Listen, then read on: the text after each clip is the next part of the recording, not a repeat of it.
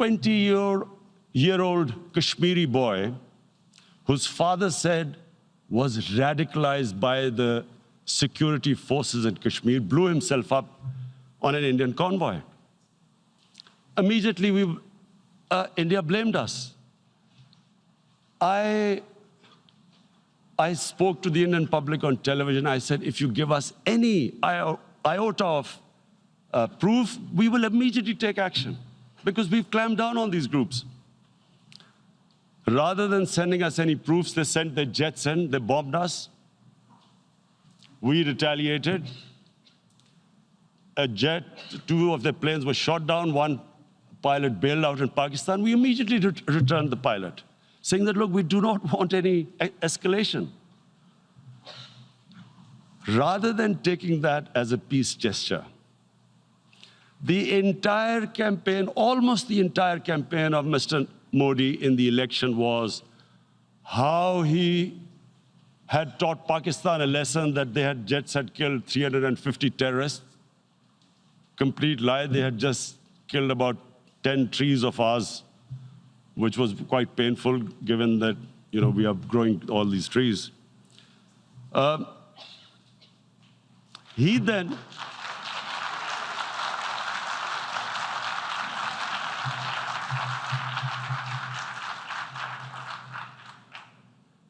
the election campaign, Mr. Modi used words like, this is just a trailer, the movie is about to start. I went into Pakistan and taught them a lesson. This was the election campaign. Okay, so we thought, us politicians make all these statements to win elections. So, okay, after elections, we'll get back to our normal relationship. Well, the moment the elections ended, we approached India, no response, but then we discovered they were trying to push us in the FATF blacklist to bankrupt us. That's when we realized there was an agenda. And that agenda became obvious on the 5th August when India went against 11 United Nations Security Council resolutions, which say that Kashmir is a disputed territory and the people of Kashmir have the right of self-determination. They went against that. They went against Simla Accord, which is about bilateral, sorting out our differences through bilateral means, went against that. They actually went against the Indian Constitution. Illegally, they revoked Article 370, which gave Kashmir the special status. They got an extra 180,000 troops there. Total number of security forces in Kashmir now are 900,000. And they put 8 million people of Kashmir under curfew.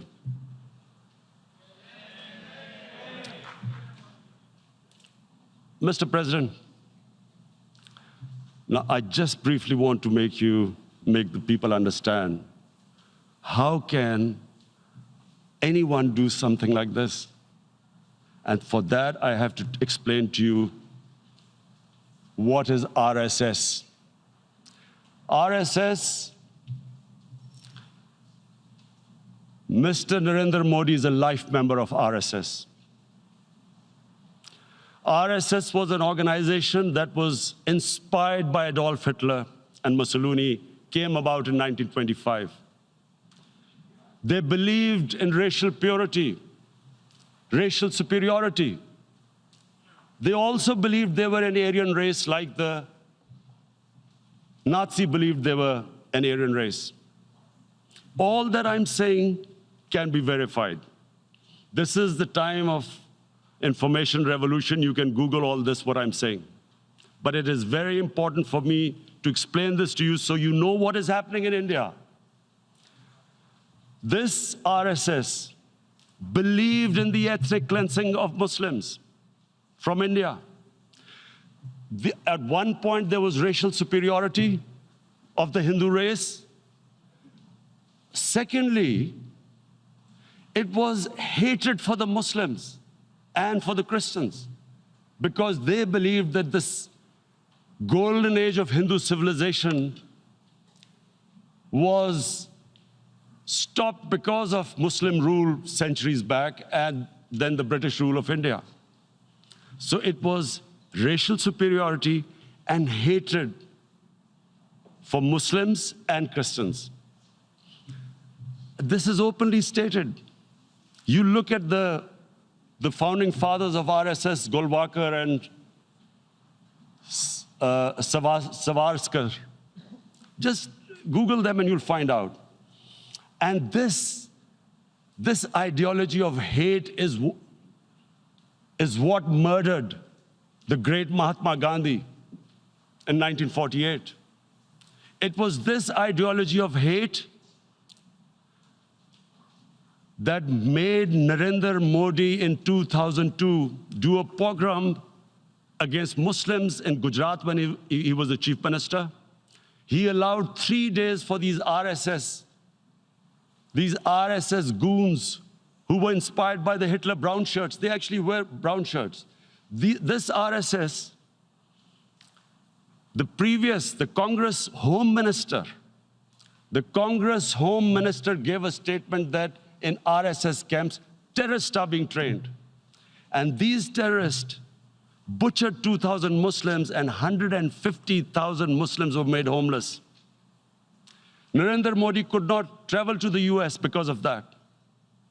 And I need to make you understand this background before I explain to you that what sort of a mindset would lay siege to 8 million people with 900,000 troops.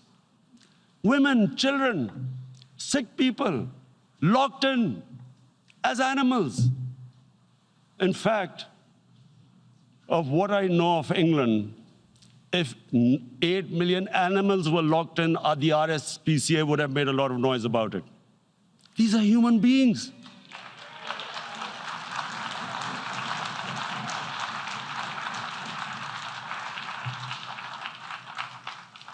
And Mr. President, what comes with racial superiority, these illusions of Aryan superior race, is arrogance. The two go together. And it's arrogance that makes people make mistakes and do stupid things.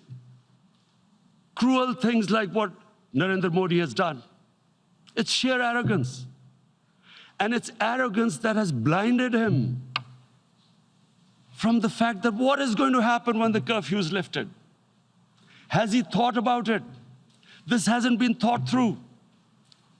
What is he going to do when he lifts the curfew? Does he think that people of Kashmir will quietly accept the status quo because India has changed the constitution and taken away the special status? They'll accept that? Mr. President, 100,000 Kashmiris have died in the past 30 years because they were denied the right given by the United Nations, the right for self-determination. 100,000 have died and 11,000 women have been raped. There are 2 human rights, United Nations human rights reports on this. The world hasn't done anything because India is a huge market, 1.2 billion people. Sadly, the material prevails over the human. But this has serious consequences. Again, I repeat, that's why I'm here. Look, what is going to happen when the curfew is lifted will be a bloodbath. The people will come out. There are 900,000 troops there. They haven't come to, as Narendra Modi says, he's done this for prosperity of Kashmir. This is supposed to be for the development. These 900,000 troops, what are they going to do when they come out? There'll be a bloodbath. Has he thought it through what happens then?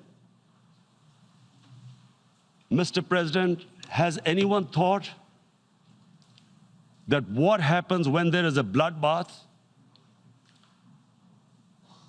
What do you think the impact will have on people of Kashmir? What do you think they will think? The way they have been boxed in their houses, treated like worse than animals. No rights. Thousands of all the political leadership has been arrested, taken out of Kashmir. Even those Kashmiri leaders who were pro-India have been taken out. 13,000 boys have been picked up and taken to God knows which destinations. So what do they think? What will the people of Kashmir do when they lift the curfew? They will be out in the streets. And what will these soldiers do? They will shoot them. They've already used pellet guns, blinded young boys. In the last 6 years, the 5 years, the oppression that has gone on in Kashmir.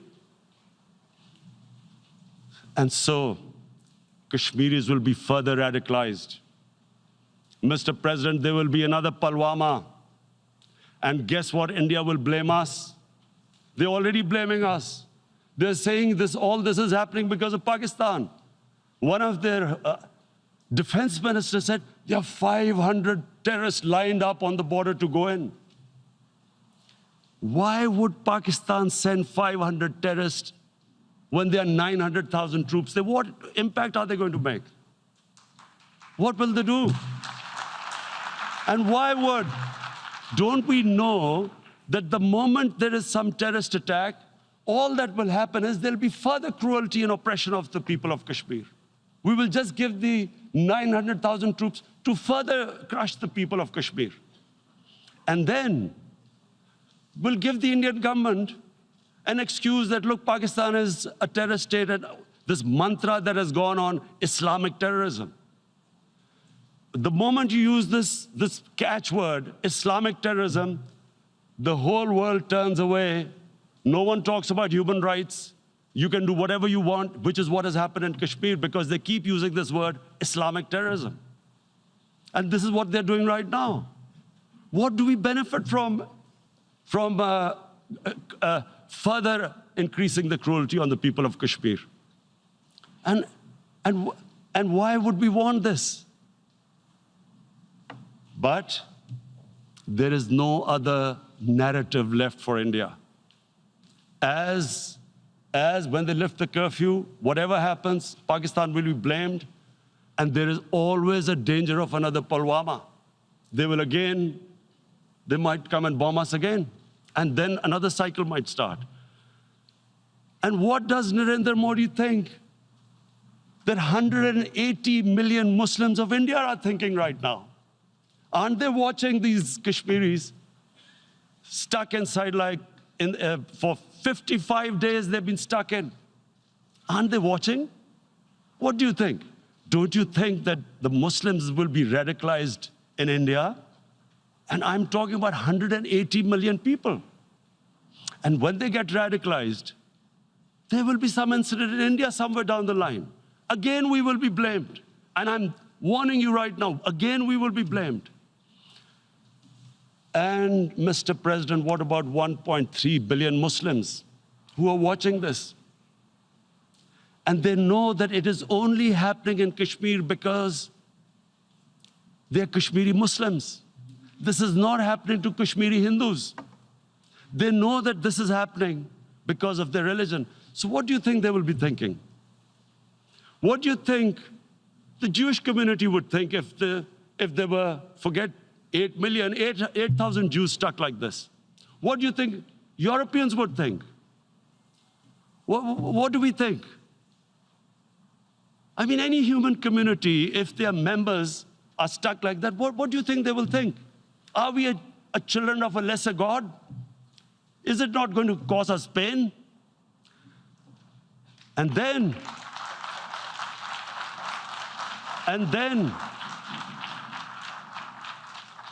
I'll tell you what will happen.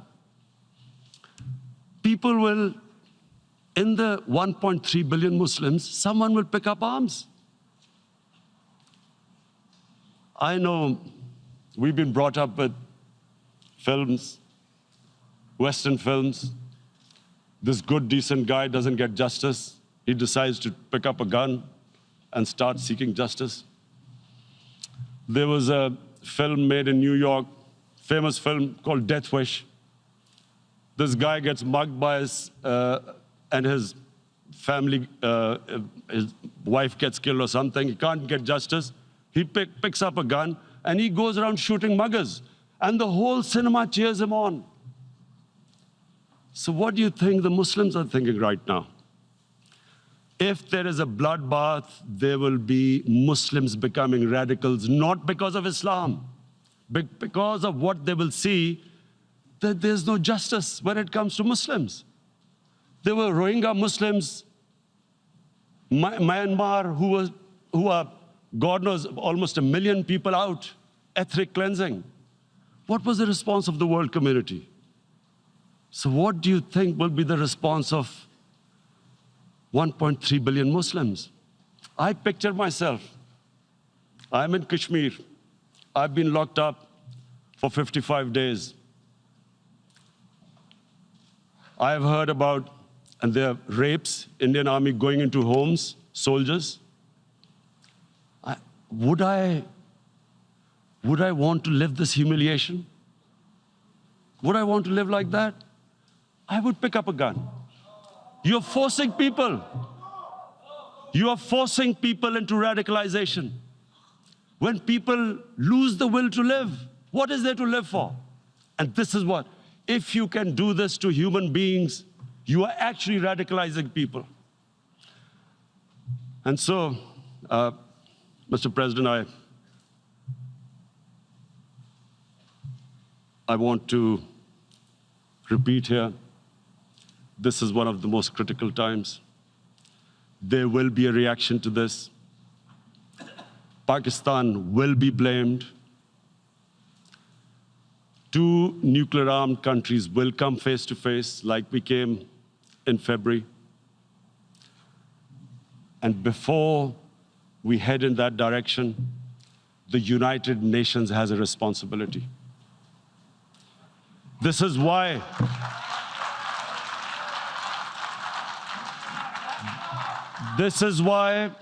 the United Nations came into being in 1945. You were supposed to stop this happening. I feel we are back to 1939, Munich. Czechoslovakia has been taken, annexed.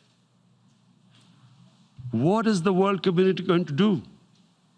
Is it going to appease a market of 1.2 billion, or is it going to stand up for justice and humanity?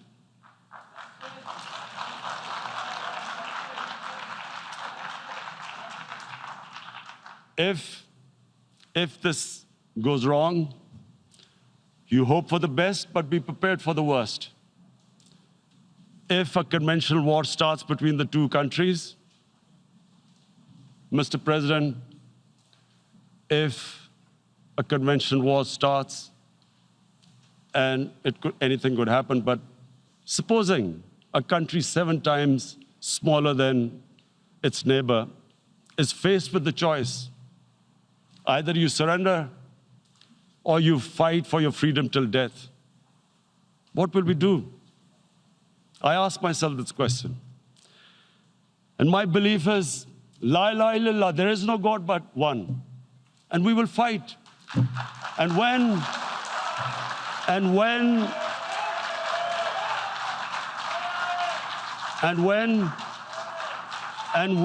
a nuclear-armed country fights to the end, it will have consequences far beyond the borders. It will have consequences for the world, which is why I repeat I'm here. Because I'm warning you, it's not a threat. It's a fair worry that where are we headed? And I've come here to tell the UN, you've got to, this is a test for the United Nations. You are the one who guaranteed the people of Kashmir the right of self-determination. They are suffering because of that. And this is the time. This is the time not to appease like in 1939 appeasement took place. This is the time to take action. And number 1 action must be that India must lift this inhuman curfew, which has lasted for 55 days. It must free all political prisoners, and especially those 13,000 boys that have been picked up. Parents don't know where they've disappeared. And then the world community must give the people of Kashmir the right of self-determination. Thank you.